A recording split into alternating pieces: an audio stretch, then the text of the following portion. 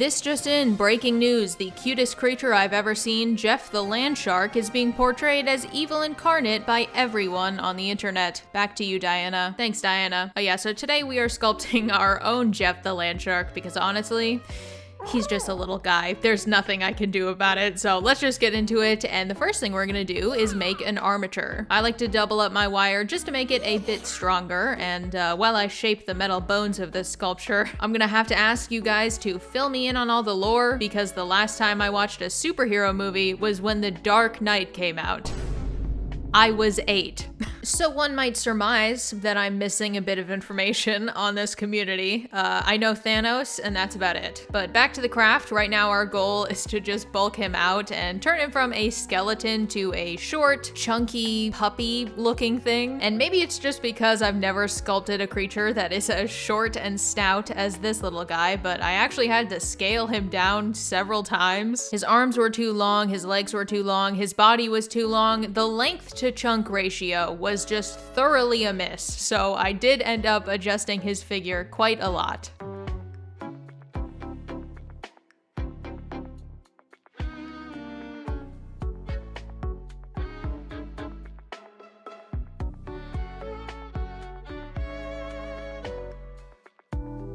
Now once his metal innards were cleaned off my desk, we can start blocking out all the different parts of his body. Now we won't be adding the full details yet, just enough to get the shape down. Think of assets in a game that are just far away enough to not be fully rendered yet. That's what we're going for at this stage. I have to define his legs a lot. He's got some serious thunder thighs, big fan of that. And after kind of getting the shape down for those, I realized how much I hated his arms, so I ripped them off and started fresh, and luckily that helped me a lot. Once I had the simple shape down, I wanted to sculpt on his head to finally make sure that everything was proportional, so I had the lower jaw first, and then the upper jaw and head. I blend both of those in and slowly add extra clay anywhere that he was lacking. For some reason, I really struggled getting his side profile right, but once I did, I could focus on the more important task of giving him the head tilt of an inquisitive puppy. Once I had at least the general shape of all this done, I added the tail, and with the last of the wire, I bent it so it could support the 2 fins at the end.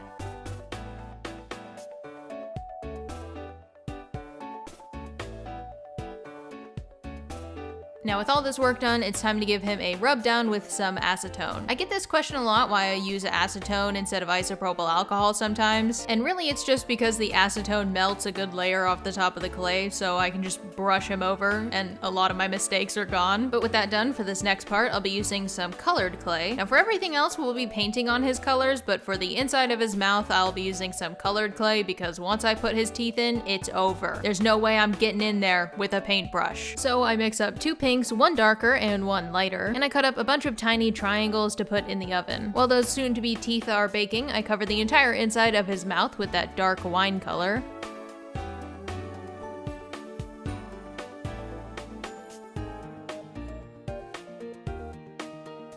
And once I'm done, the teeth are out of the oven, and I can start adding the first 2 layers of them to his bottom jaw.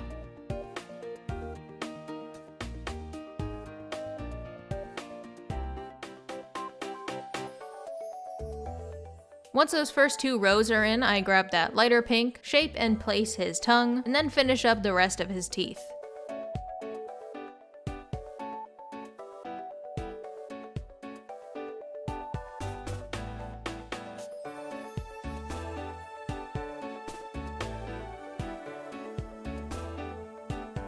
Alright, now this next part, much like I did to his arms earlier, is another part of this sculpture that I end up bulldozing over and redoing completely. It looked fine at first, but as I added clay to make his head, accurately large because he's got a giant cranium, it just made his eyes look smaller and smaller until he looked like the world's worst Boo from Super Mario. And it's only after, I blend in all of this clay around them that I realized the reason he doesn't look right is because of them. So once I'm done giganto-maxing his head, I pop out the old eyes, put some new clay on top for a fresh start, and carve out a much bigger area for his now much bigger eyes.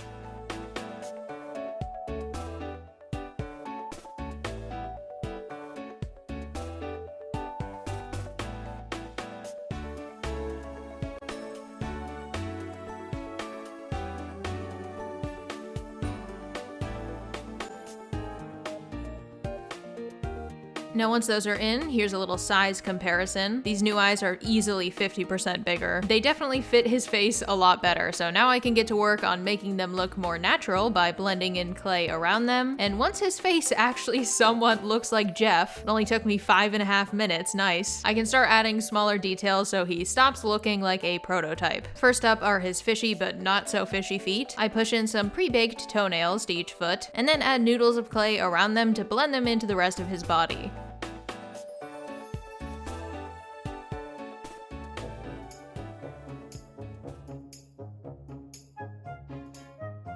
Now obviously you can't claim to be a shark and not have a fin, so that is the next detail. I bend some wire and push it into his back to act as a support, and then hunk on a bunch of clay around it. Once I have enough on, I carve out the fin with my X-Acto knife and smooth it out with my fingers. The next details are on his chubby legs. He's got a bunch of cute wrinkles and folds, so I'll be carving those on and blending them in.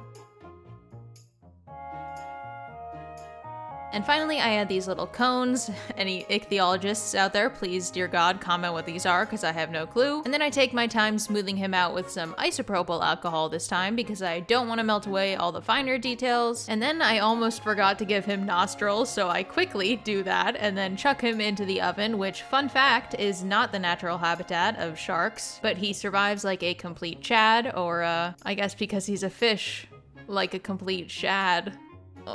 Anyway, there were a few areas I had to sand down a bit, so I do that real quick and wipe away all the clay dust with some more isopropyl alcohol. One of the last things he needs is obviously his collar, so I sculpt that on.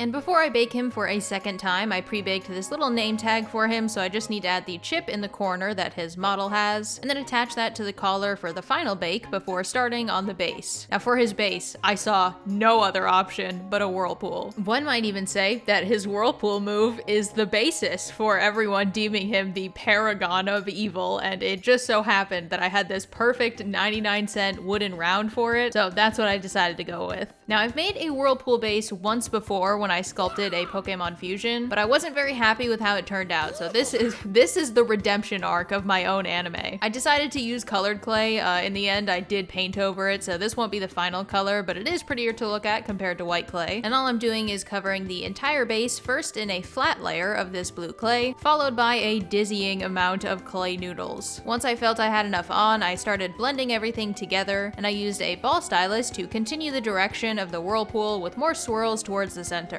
Now, I know it looks a bit crusty right now, but that's when old reliable acetone comes in to melt away all of the imperfections of my relatively lazy techniques. I smoothed everything out many times over, and when I was good with how things were looking, I pressed our little shark puppy into the base to make an indentation of where I want his feet to go, and then I baked it to save our progress. When it came out of the oven, I was like, it needs a little bit more, so I decided to paint it, and I used a darker blue in the center of the whirlpool, as well as the bottom of the edges, and blended that out. Then I started adding some white paint to the edges. I'll add some fake sea foam to this later to add a bit more texture, as well as lightly brushing the white paint over the swirls to add some more definition.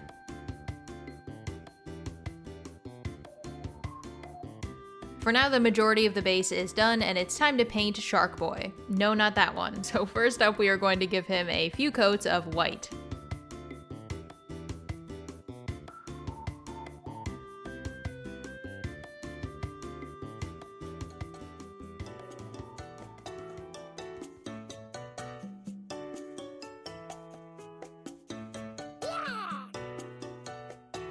And once he has even coverage with the white, it's time to start painting on some blue. And I started with a paint that was far too dark, but also far too late to wipe off, so I just painted over that with the lighter shark blue, and it took a few layers to get full coverage.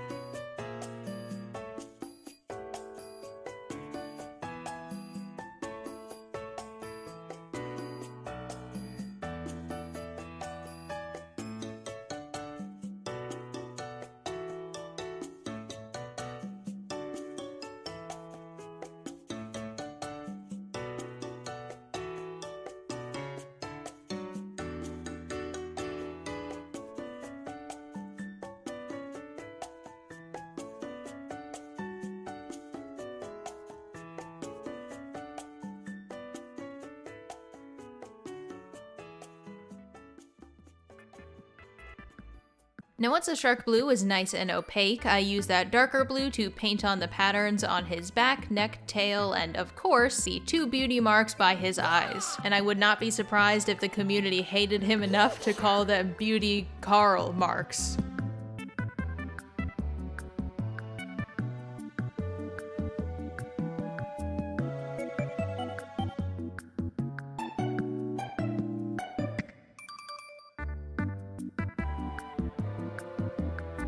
Now this is gonna look cursed for just a bit. I'm painting on his eyes, but this will be covered by a mix of black paint and resin, so you won't see much of this later. And finally, I will be painting his distinctly pink collar. I actually did not have the right pink at first, so I had to drive to the craft store on Christmas Eve, which was fun. But I survived and came home with the right colors for the job.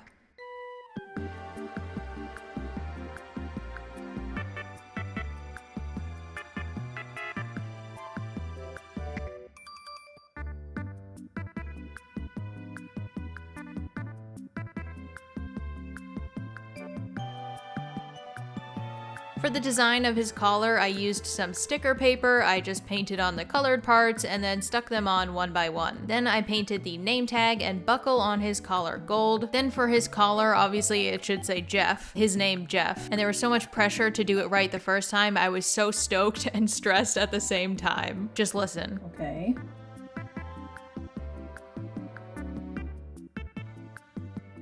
Oh my god. Oh my god. Now it was very cringe, so I muted it, but I did say let's go very passionately after that last F. Lady Luck was on my side, and I painted it on pretty much perfectly. Finally, I could start adding the resin to his tongue and teeth before mixing in some black paint to the rest of it and covering up his eyes. I painted under them just in case you'd be able to see through the resin, but you barely can, so it didn't really matter in the end. So I cover both eyes in the black resin and finally secure him to the base.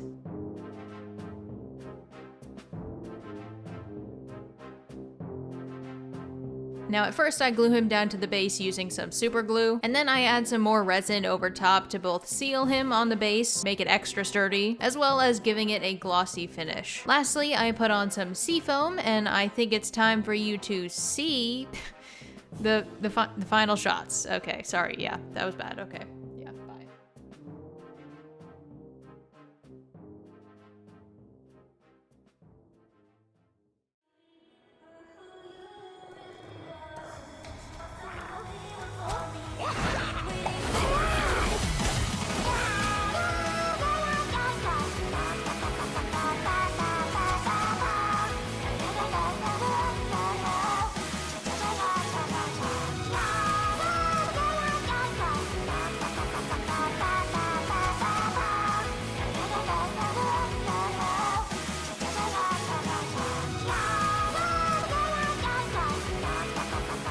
And as always, it's time to thank the wonderful allies over on Patreon, especially my newest artificer, Lainey Jane. Without them, I am without a floaty in open ocean, shark-infested waters. So thank you so much for supporting me over there. I also want to tell everyone I couldn't fit this into the script anywhere, but although I'm pretty clueless on the superhero side of things, on the fighting game side of things, you're talking to a war veteran, baby, okay? I used to go to Smash tournaments, okay? I lived through the Bayonetta meta in Smash 4, so I can definitely empathize with the what the hell are these devs thinking, nerf this character please. But yeah, so if you have any suggestions for the next video, I have no clue what I'm gonna do. I watched the Sonic movie recently and that was good, maybe we'll do something from that. But with that, I will see you guys next time. Thanks for watching.